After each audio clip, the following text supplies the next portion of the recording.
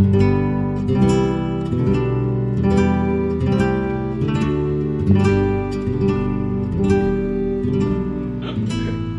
thing that I liked very much in this conference, probably the thing I liked the most, was that our African brothers and sisters do not want to break a relationship with us. They certainly do not agree with us. They are in a different context. They live under different circumstances. But they say once and again, all the time, they repeated that they do not want to break communion, that they want to stay in communion, that for them the Anglican communion is very important because it gives them the sense of belonging to the world, as it were. And I like that very much. I found that there were some English bishops, very conservatives, the ones who were trying to push them to say, we don't want the Episcopal Church to be part of the communion. We want them out. They said we need all the members of the body. We need each other. And we want to find a way to stay together. We are determined to stay together, no matter what. In light of that, one of the things that I saw happening over and over again is the press was trying to constantly make hay while the sun shined and tried to build controversy. And they would ask you questions that were slanted and things like that. Everybody from Al Jazeera to Ruth Gledhill from the Times. And I got to tell you, I was absolutely amazed by Ruth Gledhill. This woman, I have tried to be very careful about what I've said, but in an interview that was about 35 minutes the other day, we started with the news conference, and then she came over and said, I'd really like to interview you if you allow me. And I said, sure. And she sat down on the ground because I was on a chair because my leg was getting a little tired. And then all of a sudden, the conservative photographers from Virtue and other blogs came over and started taking pictures of her sitting at my feet. And I said, Ruth, I'm standing up and let me help you up because this is not good for your reputation. And she said to me, one of the most gracious things, she said, I'll gladly sit here. You've been very kind and I respect you. In her blog appeared that she called me a gentleman and somebody to be accepted. I use that because I think if we're in relationship with people and we get to know one another as not as bloggers or bishops or on this side or that side of the issue, we can go a long way. There's one of the questions that we were given and that we should think about when we're here, and I got to tell you, not a lot's going to change in the Diocese of Los Angeles, except we're going to continue our companion relationship with El Salvador and with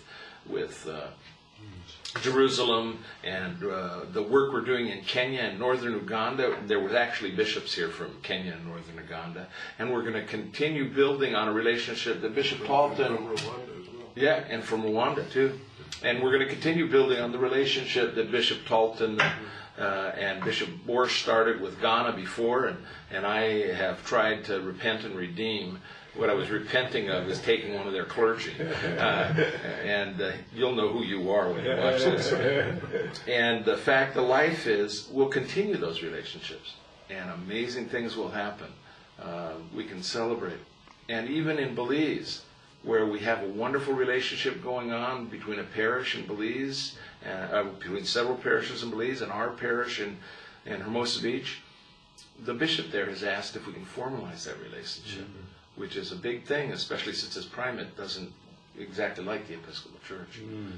We are beyond knowledge of one another, and we are in relationship with one another. The Bishop of Butare had been searching for me, and I had been searching for him, and we finally discovered each other quite by accident in an auditorium. He was introducing himself, and the reason he was interested in meeting with me is because we had a companion diocese relationship from Minnesota for about 8 years. And back in 1986, I think it was, he heard me preach in his cathedral when he was 22 years old as a priest, and he remembers the sermon. It was about reconciliation between Sioux and Ojibwe people in Minnesota and all the work that led up to that reconciliation. And the Archbishop asked me to come tell this story because of the terrible strain between the Hutu and the Tutsi.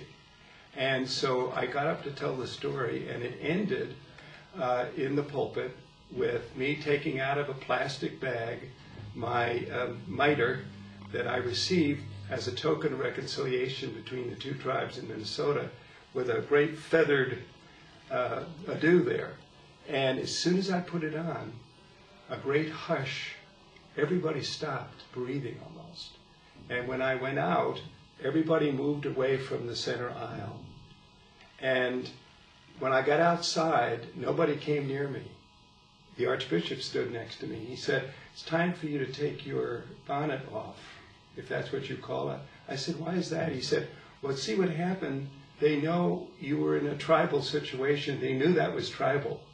And they couldn't imagine, with the story of Christ reconciling the world and Christ's power to bring people together and break down barriers, they couldn't believe that this tribal dress was about that reconciliation. They put the two together," said the Archbishop, "and it frightened them very, very much." And he said that symbol of reconciliation was so powerful to them they couldn't speak. That's why they moved away. As soon as you took it off, they could come speak to you, but before that, they couldn't speak.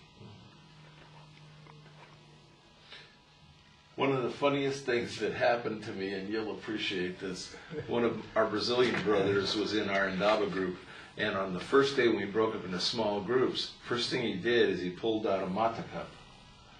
And he had it packed with mata, and then he took and explained in Portuguese, which I translated in my broken Spanish to the other people in the group.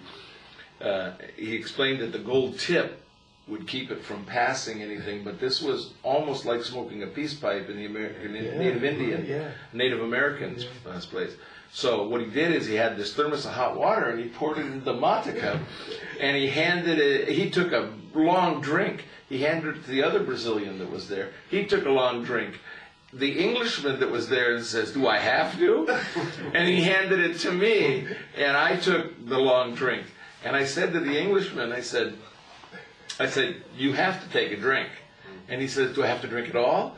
And I said, "It's a symbol of peace and reconciliation." And I said, "Whatever you don't drink, I'll finish, because I need all the reconciling I can get." It was hilarious, and we all ended up laughing about it. But it was fun. I must admit, I want to know what was in that mata cup, because I like it.